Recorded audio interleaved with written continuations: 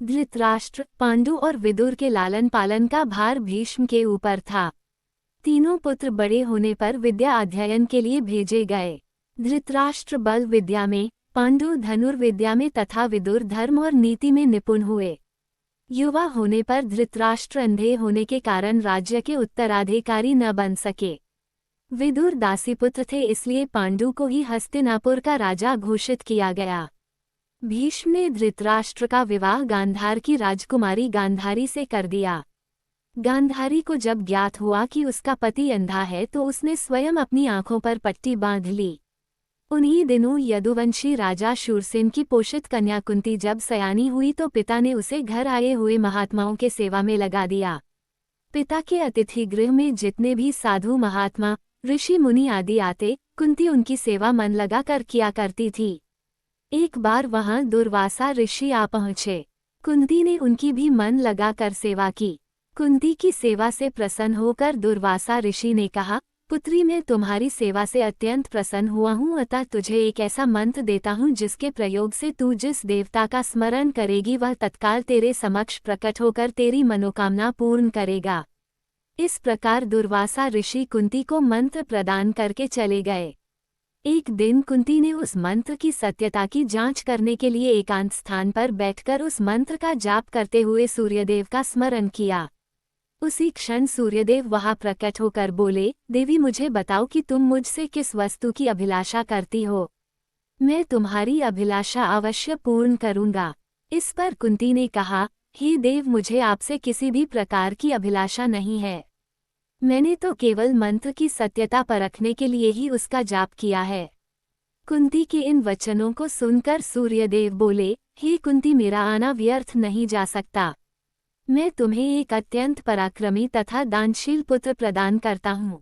इतना कहकर सूर्यदेव अंतर्ध्यान हो गए। कुंती ने लज्जावश ये बात किसी से नहीं कह सकी।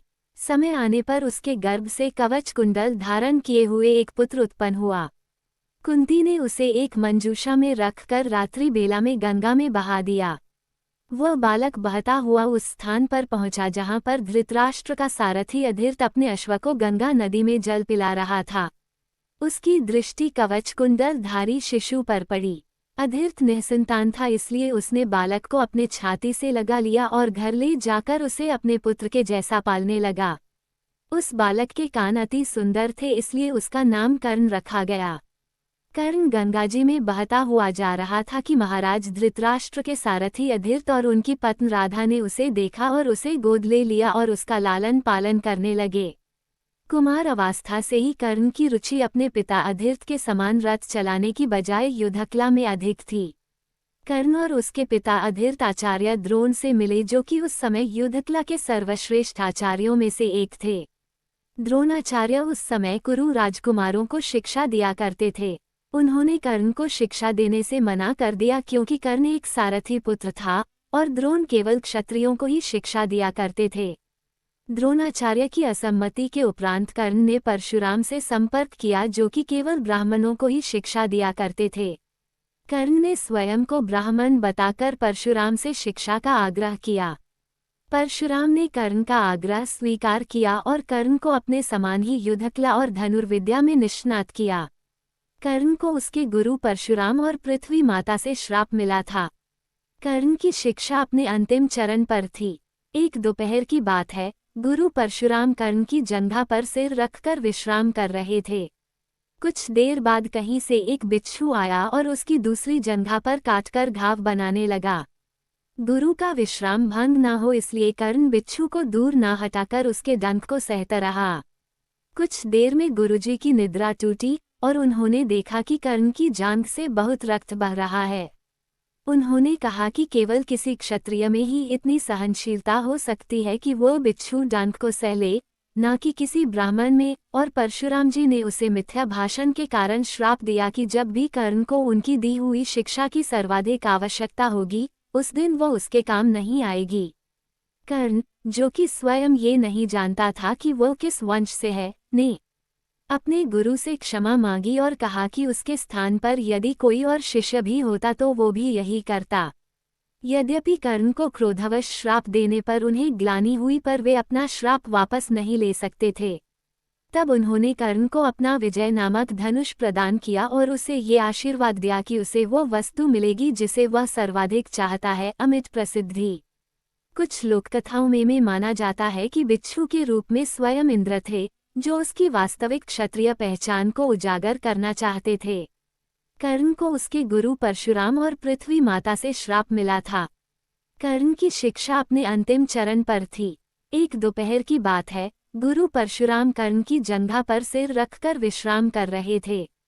कुछ देर बाद कहीं से एक बिच्छू आया और उसकी दूसरी जंघा पर काटकर घाव बनाने लगा। गुरु का विश्राम भंग न हो इसलिए कर्ण बिच्छू को दूर न हटाकर उसके डंक को सहता रहा। कुछ देर में गुरुजी की निद्रा टूटी और उन्होंने देखा कि कर्ण की जांघ से बहुत रक्त बह रहा है। उन्होंने कहा कि केवल किसी क्षत्रिय में ही इतनी सहनशीलता हो सकती है कि वो बिच्छू डंक को सह ले, न कि किसी ब्राह्मण में। और परशुराम जी ने उसे मिथ्या भाषण के कारण श्राप दिया कि जब भी कर्ण को उनकी दी हुई शिक्षा की सर्वाधिक आवश्यकता होगी, उस दिन वो उसके काम नहीं आएगी। कर्ण, जो कि स्वयं ये नहीं जानता था कि वो किस वंश से है, ने अपने गुरु से क्षमा मांगी और कहा कि उसके स्थान पर यदि कोई और शिष्य भी होता तो वो भी यही करता। यद्यपि कर्ण को क्रोधवश श्राप देने पर उन्हें ग्लानि हुई, पर वे अपना श्राप वापस नहीं ले सकते थे। तब उन्होंने कर्ण को अपना विजय नामक धनुष प्रदान किया और उसे ये आशीर्वाद दिया कि उसे वो वस्तु मिलेगी जिसे वह सर्वाधिक चाहता है, अमिट प्रसिद्धि। कुछ लोककथाओं में माना जाता है कि बिच्छू के रूप में स्वयं इंद्र थे, जो उसकी वास्तविक क्षत्रिय पहचान को उजागर करना चाहते थे। इस प्रकार कर्ण परशुराम का एक अत्यंत परिश्रमी और निपुण शिष्य बना। कर्ण दुर्योधन के आश्रय में रहता था। गुरु द्रोणाचार्य ने अपने शिष्यों की शिक्षा पूरी होने पर हस्तिनापुर में एक रंगभूमि का आयोजन करवाया। रंगभूमि में अर्जुन विशेष धनुर्विद्या युक्त शिष्य प्रमाणित हुआ। तभी कर्ण रंगभूमि में आया और अर्जुन द्वारा किए गए कर्तव्यों को पार करके उसे द्वंद्व युद्ध के लिए ललकारा। कब कृपाचार्य ने कर्ण के द्वंद्व युद्ध को अस्वीकृत कर दिया और उससे उसके वंश और साम्राज्य के विषय में पूछा, क्योंकि द्वंद्व युद्ध के नियमों के अनुसार केवल एक राजकुमार ही अर्जुन को, जो हस्तिनापुर का राजकुमार था, द्वंद्व युद्ध के लिए ललकार सकता था। तब कौरवों में सबसे ज्येष्ठ दुर्योधन ने कर्ण को अंगराज घोषित किया, जिससे वह अर्जुन से द्वंद्व युद्ध के योग्य हो जाए। जब कर्ण ने दुर्योधन से पूछा कि वो उससे इसके बदले में क्या चाहता है, तब दुर्योधन ने कहा कि वो केवल ये चाहता है कि कर्ण उसका मित्र बन जाए। इस घटना के बाद महाभारत के कुछ मुख्य संबंध स्थापित हुए, जैसे दुर्योधन और कर्ण के बीच सुदृढ़ संबंध बने, कर्ण और अर्जुन के बीच तीव्र प्रतिद्वंद्विता और पांडवों तथा कर्ण के बीच वैमनस्य। कर्ण दुर्योधन का एक निष्ठावान और सच्चा मित्र था। यद्यपि वह बाद में दुर्योधन को खुश करने के लिए द्यूत क्रीड़ा में भागीदारी करता है, लेकिन वह आरंभ से ही इसके विरुद्ध था। कर्ण शकुनी को पसंद नहीं करता था और सदैव दुर्योधन को यही परामर्श देता कि वह अपने शत्रुओं को परास्त करने के लिए अपने युद्ध कौशल और बाहुबल का प्रयोग करे, न कि कुटिल चालों का। जब लाक्षागृह में पांडवों को मारने का प्रयास विफल हो जाता है, तब कर्ण दुर्योधन को उसकी कायरता के लिए डांटता है और कहता है कि कायरों की सभी चालें विफल ही होती हैं, और उसे समझाता है कि उसे एक योद्धा के समान कार्य करना चाहिए और उसे जो कुछ भी प्राप्त करना है, उसे अपनी वीरता द्वारा प्राप्त करे।